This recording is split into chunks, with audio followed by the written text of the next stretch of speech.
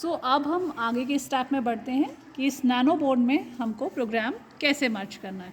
सो सबसे पहले हम ये नैनो केबल जो होती है इसको लैपटॉप से फिक्स कर लेते हैं। ओके, अब देखेंगे इसमें पावर सप्लाई आ चुकी है। अब इसके बाद हम आर्डिनो जो सॉफ्टवेयर है इसको ओपन करेंगे और इसमें ओपन करने के बाद सबसे पहले हम जाएंगे टूल्स पर और टूल्स पर हम अपना बोर्ड सिलेक्ट करेंगे। सो टूल में आप देखेंगे आपको ऑप्शन मिलेगा बोर्ड।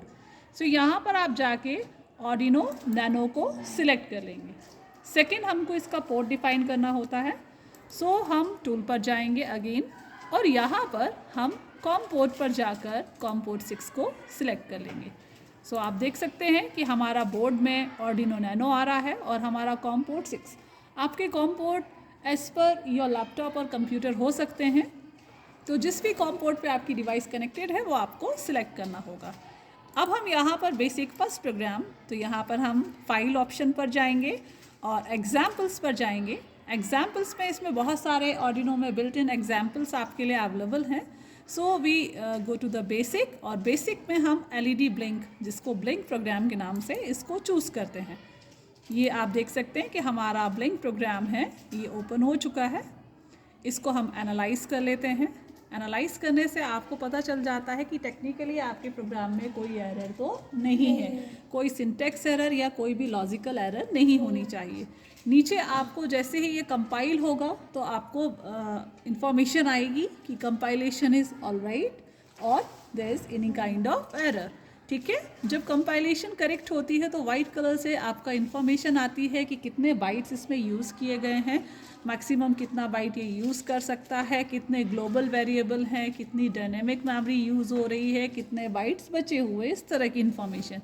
और इन दैट केस अगर कोई भी मिस्टेक होती, सपोज अगर मैं भी इसका ये सेमी कोलन जो टर्मिनेटेड है इसको मैं हटा देती हूँ और देन कंपाइल करूँगी तो ये वाइट कलर का जो मैसेज है रेड कलर में कन्वर्ट होगा और साथ ही ये इन्फॉर्मेशन देगा कि आपका प्रोग्राम किस एरिया में गलत हो रहा है। आप देखेंगे रेड से आपको आ रहा है exit status 1 expected semi colon before delay. ठीक है, ये डिले है, इसके पहले एक आपको एक हाईलाइट भी कर रहा है कि इसके पहले आपका क्या होना चाहिए, सेमी कोलन होना चाहिए। अगेन मैं इसको वेरीफाइड करती हूँ। सो अब आप देखेंगे आपको अगेन वाइट मैसेज आ गया बिना किसी एरर के। ठीक है, जब एक बार हम ये सेक्शन कर लेते हैं देन हम इस डिवाइस पर ये प्रोग्राम अपलोड कर सकते हैं। ओके, सो हम ये अपलोडिंग का प्रोसेस शुरू कर रहे हैं। आ चुका है स्केच यूज्ड, आपको पता होना चाहिए आर्डिनो में जो प्रोग्राम है उनको स्केच बोला जाता है। ओके, ये जो एरिया है जिसमें हम प्रोग्राम लिखते हैं इस एरिया को क्या बोलते हैं, स्केच बोलते हैं। ठीक है, तो स्केच यूजेस 924 बाइट्स मतलब of program storage space maximum इतना। और ये अब हम देखते हैं कि क्या हमारी एलईडी ने ब्लिंक करना स्टार्ट किया।